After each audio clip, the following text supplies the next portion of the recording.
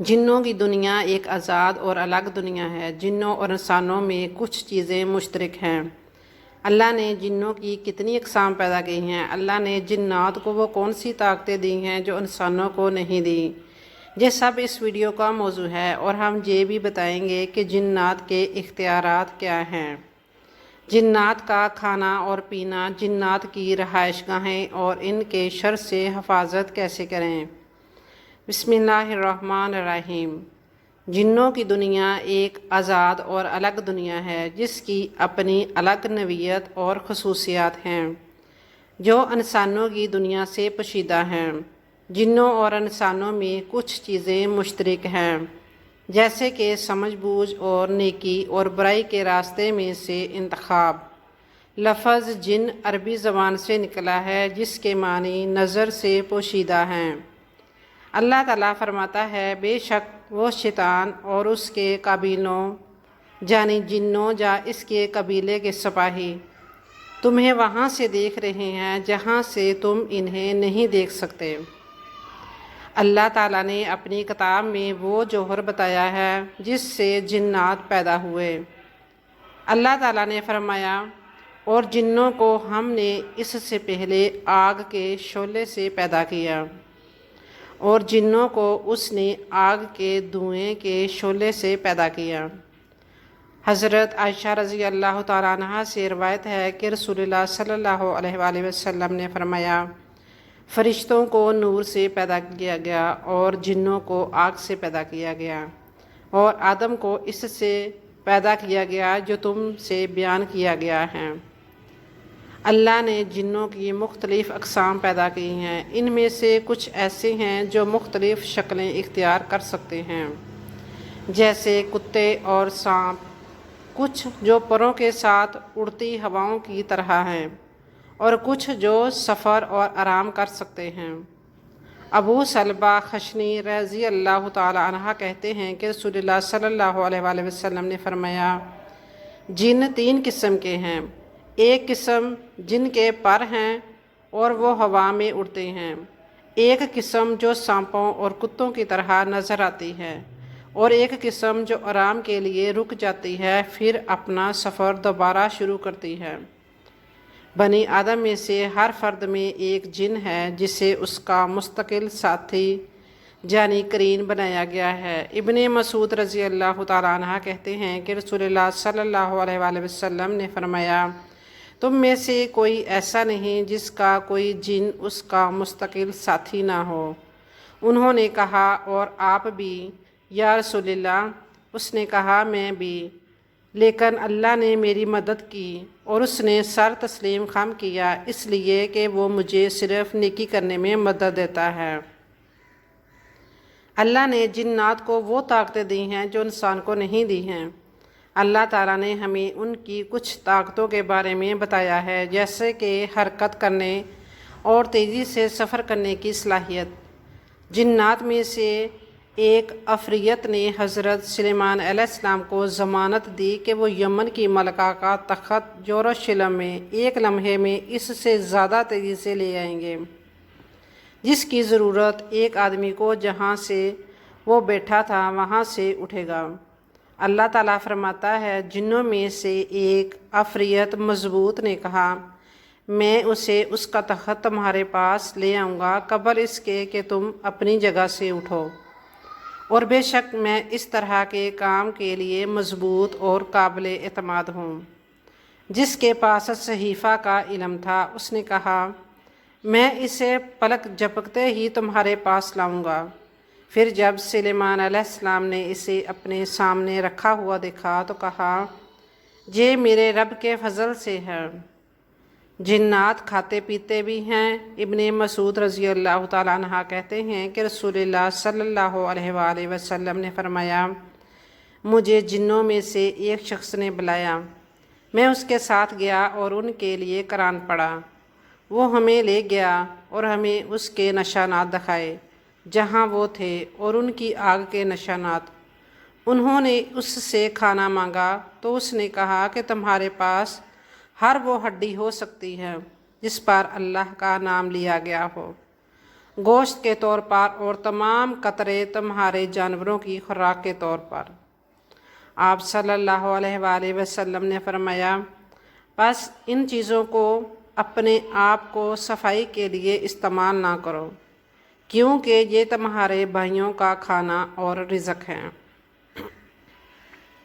एक और रवायत के मुताबिक मेरे पास नसीबैन की तरफ से जिन्नों का एक वफ़द आया और वो कितने अच्छे जिन हैं। उन्होंने मुझसे खाना मांगा और मैंने अल्लाह से उनके लिए दुआ की कि वो हड्डियों या कतरों के पास से ना गुज़रे बल्कि उन पर खाना पाए।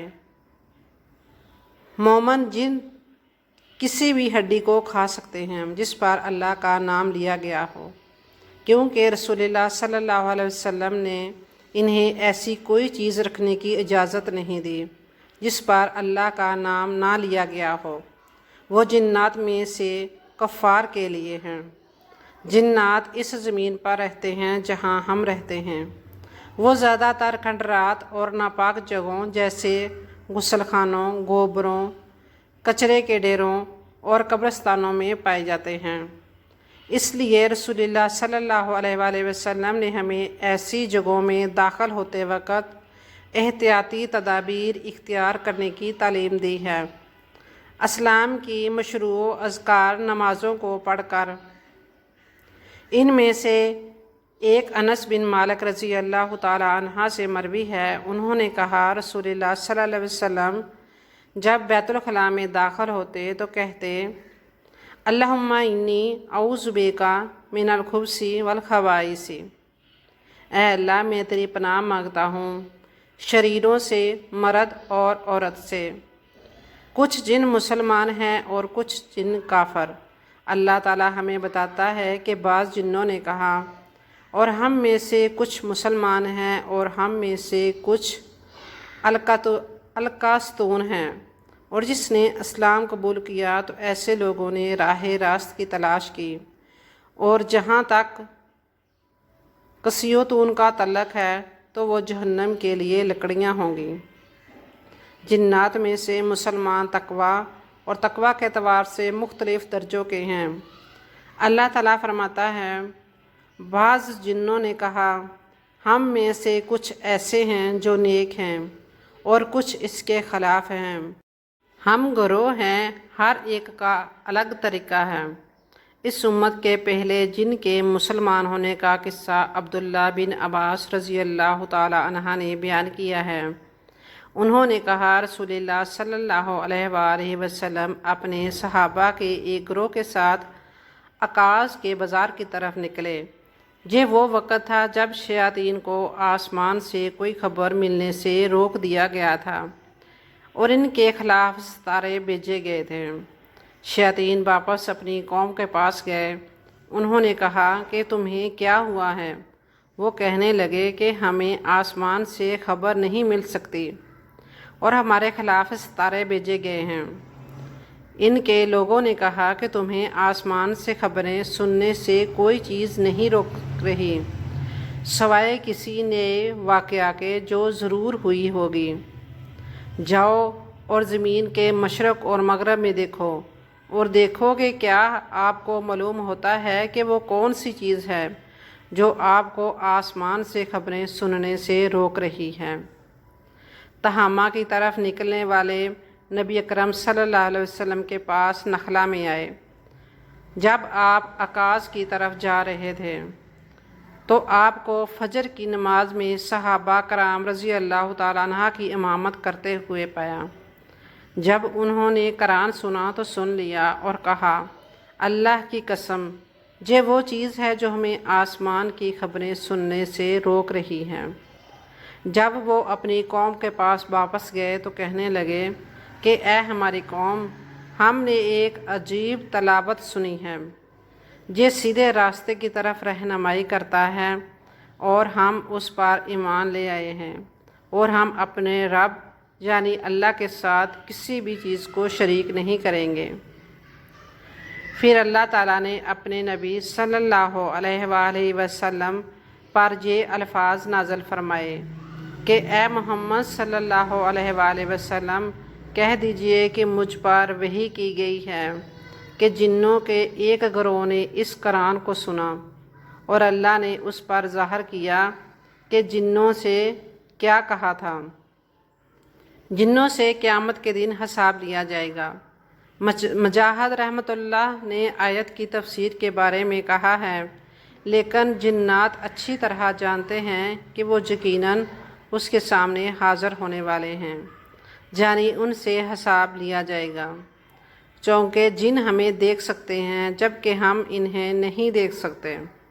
اس لیے رسول اللہ صلی اللہ علیہ وآلہ وسلم نے ہمیں ان کے نقصان سے بچانے کے بہت سے طریقے بتائے ہیں، جیسا کہ شیطان مردود سے اللہ کی پناہ مانگنا، سورہ فلق اور سورہ ناس کی تلاوت کرنا، قرآن مجید کی آخری 2 سورتیں اور قرآن میں اللہ کی طرف سے سکھائے گئے الفاظ کی تلاوت کرنا۔ کہو اے میرے رب، میں شیطان کے وسوسوں سے تیری پناہ مانگتا ہوں اور میں تجھ سے پناہ مانگتا ہوں، اے میرے رب، اس واسطے کہ وہ میرے پاس نہ آئیں۔ گھر میں داخل ہونے سے پہلے، کھانے پینے سے پہلے اور جماع سے پہلے بسم اللہ کہنا بھی شیطان کو گھر میں داخل ہونے یا کسی شخص کے کھانے پینے اور جنسی عمل میں شریک ہونے سے روکے گا۔ اسی طرح بیت الخلاء میں جانے سے پہلے یا کپڑے اتارنے سے پہلے اللہ کا نام لینا جنوں کو کسی شخص کو دیکھنے یا اسے نقصان پہنچانے سے روکتا ہے، جیسا کہ رسول اللہ صلی اللہ علیہ وآلہ وسلم نے فرمایا، ایسی رکاوٹ ڈالنا جو جنوں کو ارواح دیکھنے سے روکے۔ بنی آدم سے کوئی بھی بیت الخلاء میں داخل ہوتے وقت بسم اللہ ضرور کہے۔